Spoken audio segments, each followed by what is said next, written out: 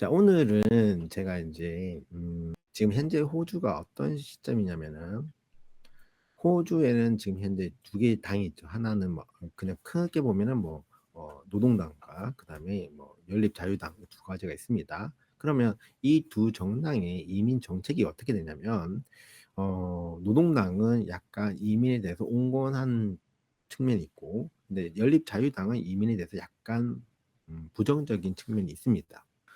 그런데 지금 현재 시점은 어떠냐? 현재 시점은 두 당 모두가 이민에 대해서 약간 부정적인 입장으로 선회를 했습니다. 이유는 뭐냐? 이민이 필요 없어서가 아니고 지금 여론이 안 좋기 때문입니다. 그러니까 여론에서 말하면 지금 현재 우리 호주가 이민자는 필요하지만 단기적으로 지금 현재 우리 호주에 있는 시민권자나 영주권자들이 살 집이 없다. 지금 렌트가 전쟁이다. 라고 얘기를 하니까 이민자를 조금 컨트롤을 할 필요가 있다라고 얘기를 하는 거예요. 여당 야당이 이제 정 프리퍼런스라는 게 있어요. 그러니까 지지율이죠. 지지율이 지금 현재 업앤다운이 왔다 갔다 해요. 뭐 약간 여당이 조금 앞서고 있어요. 조금 앞서고 있지만 야당도 많이 추적해 왔어요. 그러니까 지금 현재 여당 입장에서는 내년 선거에 이겨야 되기 때문에 지금 모든 이민 정책이 내년에 맞춰 있어요. 내년에 가시적인 성과를 보여야 됩니다. 그런 타이밍에 지금 이제 이민 정책이 긴급하게 수정이 된 거예요. 아시겠죠? 자, 그래서 오늘 그 이민 정책에 대해서 여러분 조금 얘기하면서 그러면 오늘 나왔던 뉴스 그런 걸 얘기 좀 하겠습니다. 작년 12월 11일 날에 발표됐던 마이그레이션 스트래티지는 어떤 거였냐면 긴급하게 이민성에서 우리가 이민 정책을 좀 수정할 필요가 있는데 그게 무엇을 위해서 우리가 첫 번째는 호주의 이득을 위해서 변경할 필요가 있다. 라는 게였어요. 그 내용 중에 이제 고용주 스폰도 약간 변화가 있고 또 이제 포인트 점수제 비자도 변화가 있을 거다라고 얘기했죠. 자, 그 중에서 이제 먼저는 그 첫 번째 타깃이 뭐냐면 학생 숫자를 줄여야 된다. 라는 게 목적이었어요. 왜냐면 넷 마이그레이션 줄일 거였다. 그러고 나서 그래서 학생 비자를 어떻게 줄일 것이냐. 첫 번째 이거 있죠. 영어 점수 올리겠다. 두 번째 뭐였어요? 졸업생 비자에도 영어 점수를 올리겠다. 그리고 졸업생 비자도 나이도 35세 늘리겠다. 근데 벌써 이 세 가지 중에 두 가지가 적용됐어요. 지금 분위기에선 나이 35세가 거의 확정적인 것 같아요. 졸업생 비자 나이 35세 거의 그렇게 갑니다. 그리고 세 번째가 뭐냐면 지금 현재 남아있는 게 상반기에 변화시키는 게 점수제 비자. 점수제 비자를 건들겠다라고 얘기를 했어요. 근데 구체적인 안을 어떻게 될 것인가 말 안 했는데 오늘 나왔습니다. 오늘 점수제 비자에 대해서 얘기 나왔습니다. 그러고 나서 이제 하반기에 뭐가 되냐? 바로 스폰 비자가 건드리게 됩니다.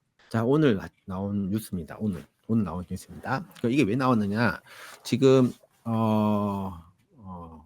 국회에 우리가 이제 버젯 리포트를 하기 위해서 미리 서로 싸울 거잖아요. 여당, 야당. 돈을 어떻게 쓸 것인가. 근데 거기 안에 섹션이 뭐가 있냐면 인구, 그러니까 파퓰레이션 있고 그 파퓰레이션 안에 이민 정책이라는 섹션이 있습니다.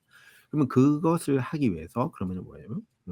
우리나라에서 외교부고 호주에서는 홈 어페어인데 거기서 발표를 했겠죠.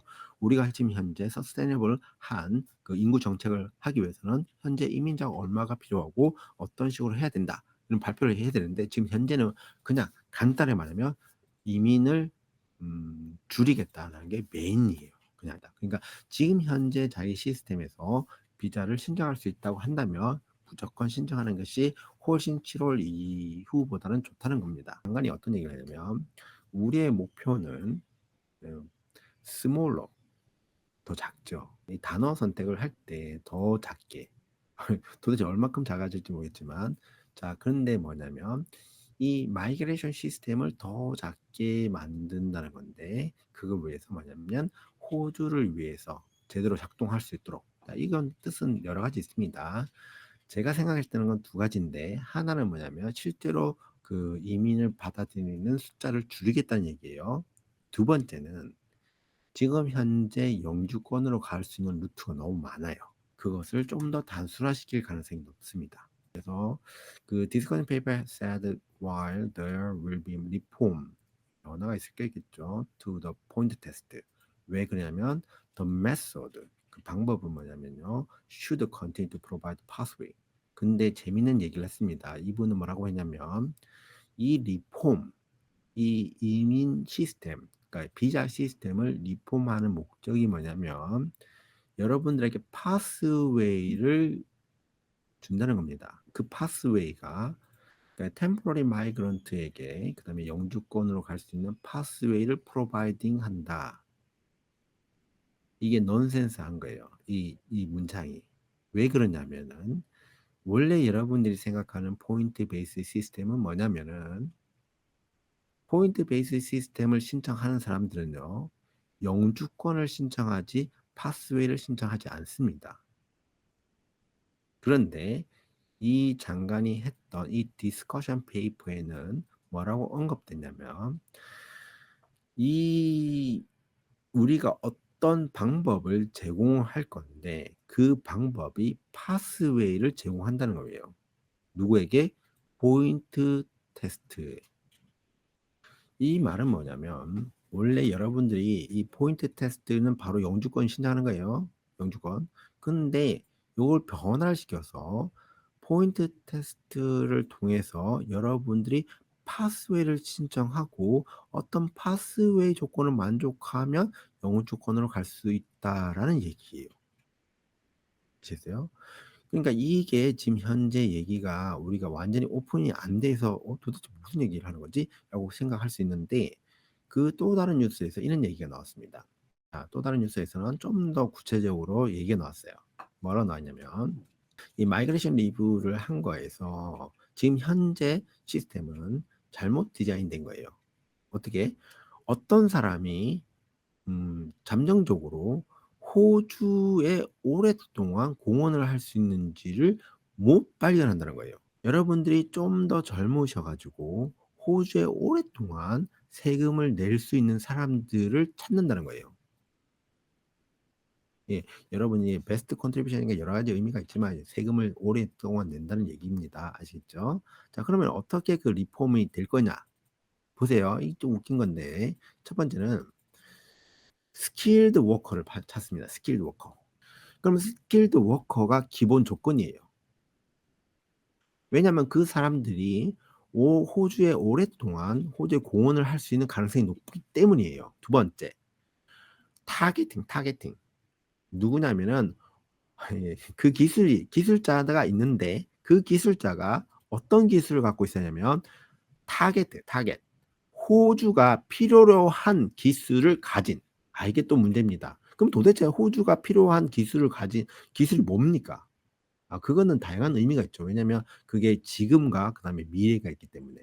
지금 당장 필요한 직업군이 있고 미래에 필요한 직업군이 있겠죠. 그거를 이제 여러분들이 뭐 이민성이 이제 고려를 하고 있겠죠. 그다음에 또 뭐냐면 이 그 지원자가 자기가 나는 그러면은 이거를 신청하게 되면 영주권 가능성이 낮아? 이거를 좀 빨리 알 수 있도록 합니다. 이게 무슨 말이냐면 이거는 여러분들이 주관식이 어렵죠. 주관식이. 근데 객관식이 쉬워요. 그렇죠? 그럼 뭐냐면 이민성이 객관식처럼 점수를 몇 점씩 넣으면 이 사람은 좀 더 호주가 필요한 사람이다라고 알 수가 있게끔 해준다는 거예요. 다른 말로 하면은 전에 좀 모호했던 것들이 좀 더 분명해지는 거지만 반대로 말하면 그 모호했던 사람들이 영주권을 신청할 수 있는 가능성이 있었는데 지금 아예 그 자체가 안 될 수 있다는 거예요. 예, 그 다음에 또 뭐가 있냐면 영거 마이그런트, 스킬드 워커였고 그 다음에 호주가 필요한 기술을 가져야 되고 세 번째 뭐예요? 영거 마이그런트. 영 마이그런트 아니고 영거예요. 영거. 그 무슨 말이에요? 지금 현재 호주 이민 시스템이 45세죠. 45세입니다. 45세 미만이면 신청할 수 있는데 그러면 그걸 어떻게 해요? 영거라는 뜻은 뭐예요? 그보다 나이를 낮출 가능성이 있다는 거예요. 따라서 지금 현재 이제 그 우리가 그 예측을 어떻게 하냐면 이미 이전에 마이그레이션 스트래티지에서 약간 언급했어요. 졸업생 비자 나이를 35세 미만으로 결정할 가능성이 높습니다. 그러면 결론적으로는 앞으로 이민이 35세가 기준이 될 수도 있습니다. 그러니까 35세가 넘어가면 조금 많이 페널티가 걸릴 수가 있겠죠. 아니면 어떤 특정한 직업군이나 산업군에서는 예외 조항이 들어가고 일반적으로 35세가 넘어버리면은 좀 쉽지 않을 수도 있습니다. 그리고 그 다음에 또 이거 또 있습니다. 그뿐만 아니라 그 사람들 그 영거 마이그런트가 좀 더 호주에 더 많은 컨트리뷰션이나 세금을 더 오래 낼 사람이 있겠죠, 그리고 일을 하면서. 그다음에 또 뭐냐면 potential contribution to the Australia from partner. 이걸 언급하셨습니다, 이민성에서. 그건 무슨 말이냐면 지금 여러분들이 이제 비자를 신청할 때 189, 190에 파트너 있다 없다 뭐 할 수 있고 하는데 그 파트너가 그 비자가 인비테이션 받을 때 크게 컨트리뷰션 하느냐 점수제 뭐 10점 차이가 나겠죠. 근데 그것이 그렇게 크게 보여지지 않는다는 거죠, 이민성에서는. 그러니까 좀 더 팩터가 더 커지는 거예요. 잘못하면은 이 파트너가 있는데 파트너가 스킬드 퍼슨이 아니고 그 호주가 필요한 기술자가 아니라고 한다면 조금 어려워질 수도 있다는 거예요. 그런데 그럼 이게 결정이 된 거냐? 결정 안 됐습니다. 그러나 한번 뭐 70%에서 뭐 90% 사이에서 왔다 갔다 하겠죠. 어느 정도 변화가 있을 수 있는 건 언제 될 거냐면 Government will take the submission until the 24 May죠. 5월 24일. 이게 뭐냐면 버즐 리포트로 열심히 싸우는 시간이 5월 24일까지입니다. 그때 보면 여러 가지 뭐 여기에서 이해관계자들이 뭐 이건 이렇게 해야 됩니다, 저렇게 해야 됩니다, 막 얘기를 많이 하시겠죠. 그러면 그거를 다 해서 결론을 내게 됩니다. 결론적으로는 6월 첫째 주에 발표가 될 가능성이 상당히 높습니다. 근데 지금 있는 시스템에서 조금 변화가 있을 건데, 그러니까 이미 이제 디스커션 페이퍼에 나왔던 내용에서 조금 변화가 있겠죠. 그럼 전체적으로 이 큰 틀 안에서 움직일 가능성이 많다라는 거예요. 따라서 지금 EOI를 넣었던 분들이 있으시다면 새롭게 변화되는 시스템이 아마 기존에 있는 EOI에 접수됐던 걸 데이터를 가지고 평가를 할 거예요, 어떤 식으로 가자고. 그러면은 너무 여러분들이 포인트 시스템에만 의지하지 마시고 6월 달까지는 법령이 아직 전체가 변화가 되지 않으니까 그 전에 다른 비자를 조금 고려해 보는 것도 나쁜 방법은 아닙니다. 아시겠죠? 오늘 제가 이제 뭐 부제목으로 이제 만약에 잡는다고 하면은 왜 우리는 스폰 비자를 신청해야 되는가라는 제목을 잡겠죠.